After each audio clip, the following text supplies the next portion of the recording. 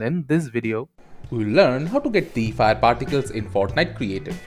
In Fortnite, if you want to get the fire particles, then all you need to do is just open up your map in Creative. After that, open up the Creative menu by pressing the M button or whatever keybind that you have. After that, head to the Contents tab from the top left hand side. Then you need to select the Prefabs tab. Under the Prefabs tab, scroll down until you find the Meteor.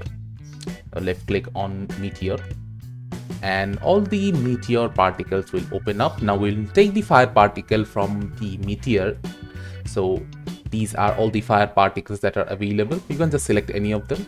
I'll select the first one. After that, let's head back to the game. Now if I click one and place this particle in our world, you will see that the fire particle is being shown in here as we wished. So this is how you can place the fire particle in Fortnite Creative and your map and enjoy.